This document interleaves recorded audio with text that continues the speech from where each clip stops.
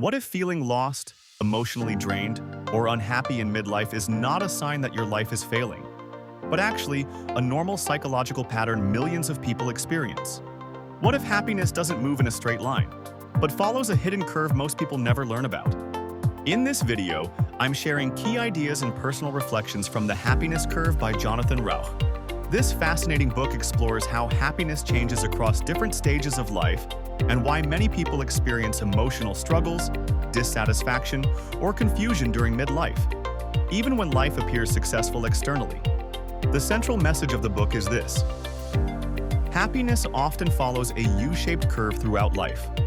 Research discussed in the book suggests happiness is often higher in youth, tends to decline during midlife, and then gradually improves again later in life. The surprising part is, many people wrongly believe their midlife struggles mean something is personally wrong with them. But according to the book, this emotional phase may be more universal and temporary than people realize.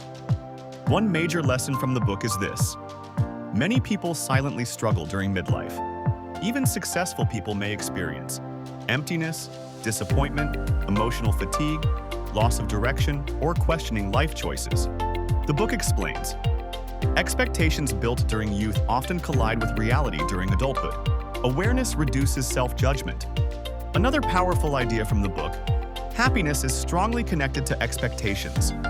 Many people believe success, money, achievement, or status will create permanent happiness.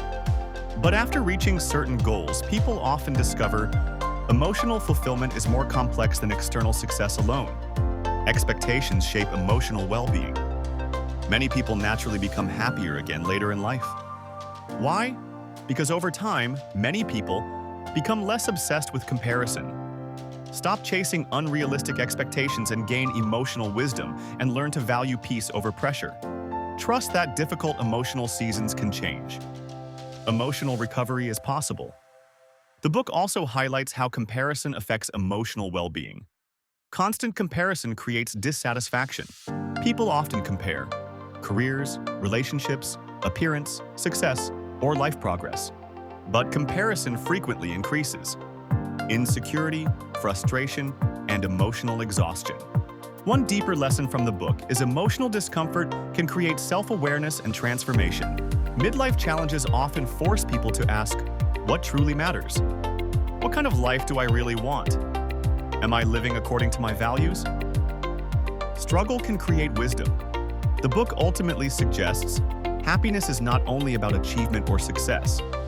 Long-term well-being often comes from meaningful relationships, emotional balance, purpose, connection, gratitude, and self-acceptance. Build a life aligned with your values instead of constant external pressure.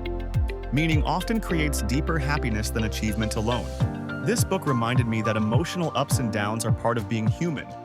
And sometimes growth, peace, and wisdom develop slowly over time rather than instantly. Life is not emotionally linear, and difficult seasons do not mean your future happiness is gone forever. If this message resonated with you, comment "Happiness changes with time" below as a reminder to be patient with yourself during difficult seasons of life. Don't forget to like, subscribe, and share this video with someone interested in happiness, psychology, emotional well-being, or personal growth today. Thank you for watching, and I'll see you in the next video.